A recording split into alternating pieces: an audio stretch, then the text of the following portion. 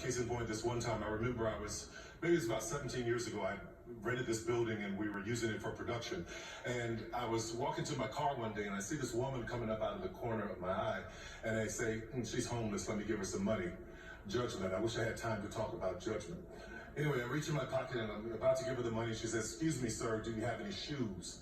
It stopped me cold because I remember being homeless and having one pair of shoes and they were bent over at the heels. So I was like, yeah. So I took her into the studio. She was hesitant to go in, but we went in, we go to wardrobe and there are all these boxes and everything around the walls and fabrics and racks of clothes. So we ended up having to stand in the middle of the floor. So as we're standing there, wardrobe, we find some shoes, we have to put them on, I stand up, I'm waiting for her to look up. And all this time she's looking down.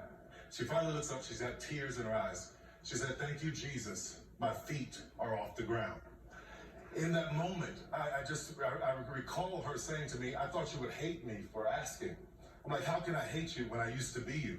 How can I hate you when I had a mother who grew up in a Jim Crow South in Louisiana, rural Louisiana, right across the border from Mississippi, who at 9 or 10 years old was grieving the death of Emmett Till.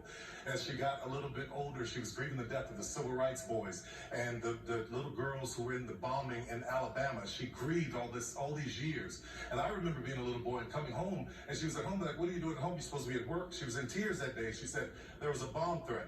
And she couldn't believe that someone wanted to blow up this place where she worked, where she took care of all these towers. It was the Jewish Community Center. My mother taught me to refuse hate. She taught me to refuse blanket judgment. And in this time, and with all of the internet and social media and algorithms and everything that wants us to think a certain way, the 24-hour news cycle, it is my hope that all of us would teach our kids, and I want to remember, just refuse hate.